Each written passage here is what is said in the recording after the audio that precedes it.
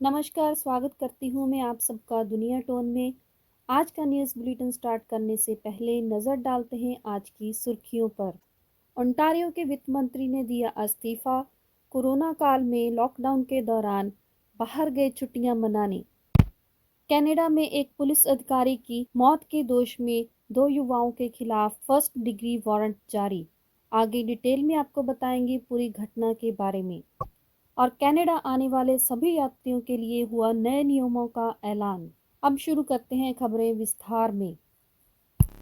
Ontario के वित्त मंत्री रॉड फिलिप्स, जो कि 13 दिसंबर को कनाडा से बाहर छुट्टियां मनाने गए थे, उन्होंने वापस आते ही अपना इस्तीफा दे दिया है।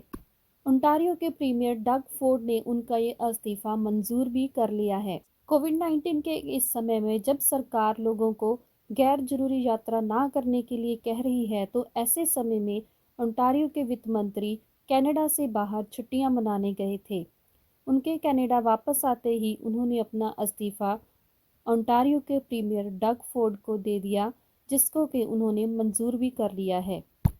जब ओंटारियो के वित्त मंत्री से ये पूछा गया कि वो लॉकडाउन के दौरान छुट्टियां मनाने बाहर क्यों गए थे, तो उन्होंने कहा कि ये छुट्टियां उन्होंने पहले से ही प्लान की हुई थी।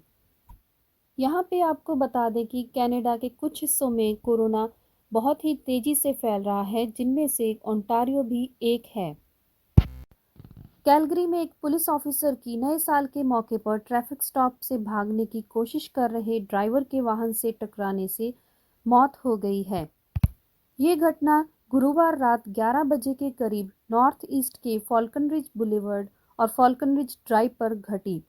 पुलिस ने कहा कि ट्रैफिक चेक स्टॉप के दौरान रोकने पर वाहन चालक ने वहां से भागने की कोशिश की और उसी दौरान उसने पुलिस ऑफिसर को टक्कर मार दी और इस घटना के बाद वाहन चालक और उसके साथ बैठा एक पैसेंजर वहां से भाग गए।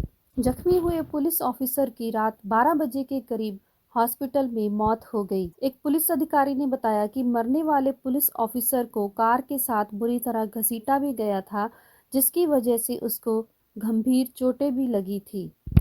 वारदात करने वाले इन दोनों लोगों के खिलाफ फर्स्ट डिग्री मर्डर वारंट भी जारी कर दिया गया है। वारदात करने वाले इन दोनों युवाओं के नाम अल अजान शाह मोहम्मद, जिसकी उम्र 17 साल है, और अमीर अब्दुल रहमान, जिसकी उम्र 19 साल है, जारी किए गए हैं। पुलिस का मानना है कि घटना के समय शाह मोहम्मद उस समय कार चला रहा था और अब्दुल रहमान उसके साथ वाली सीट पर बैठा था। कनाडा सरकार की तरफ से ये ऐलान कर दिया गया है कि कनाडा पहुंचने वाले सभी यात्रियों के पास कोविड-19 टेस्ट के नेगेटिव रिपोर्ट होनी ज़रूरी होगी। इन रूल्स के अनुसार कनाडा पहुंचने से 3 दिन पहले की ही टेस्ट रिपोर्ट को माना जाएगा। इन रूल्स के अनुसार जो कि ट्रैवलिंग के लिए एक पीसीआर टेस्ट होता है, उसको ही माना जाएगा और टेस्ट रिपोर्ट नेगेटिव आने पर ही कंट्री में दाखिल होने दिया जाएगा। इसके अलावा ये भी ऐलान किया गया है कि कनाडा में जिन भी पोर्ट्स के ज़रिए एंट्री होती है, चाहे वो एयरपोर्ट के ज़रिए हो या फिर बाय रोड हो, वहाँ पे और भी ज़्यादा बॉर्डर अधिकारियों की ड्यूटीज़ लगाई जाएंगी, ताकि ये यकीनी बनाया जा सके कि जो भी कनाडा में एंटर हो रहा है वो पूरी तरह से इन रूल्स को फॉलो कर रहा है या नहीं। कनाडा के public health minister bill Blair ने ऐलान किया है कि अगर किसी के पास कनाडा पहुंचने पर कोविड-19 टेस्ट रिपोर्ट नेगेटिव आती है, तब भी उनको अपने आप को 14 दिनों के लिए क्वारंटीन करना होगा। और साथ ही ये भी कहा गया है कि हर वो व्यक्ति जो कि अपने आप को क्वारंटीन कर रहा है, उसको अपने फूड, ग्रोसरीज और मेडिसिन्स का पहले से ही इंतज़ाम करना होगा। जो भी यात्री क्वारंटीन करने के इन रूल्स की उल्लंघना करेगा, उनको 6 महीने की जेल भी हो सकती है और $7,50,000 तक का जुर्माना भी हो सकता है। इसके अलावा जो यात्री हमदर्दी के आधार पर कनाडा आ रहे हैं, जैसे कि कोई किसी के अंतिम संस्कार पर आ रहा है या फिर कोई हेल्थ रिलेटेड इशू है, तो उनको अपने आप को क्वारंटीन करना ज़रूरी नहीं होगा, लेकिन उसके लिए उनको पहले से ही गवर्नमेंट द्वारा परमिशन लेनी ज़रूरी होगी।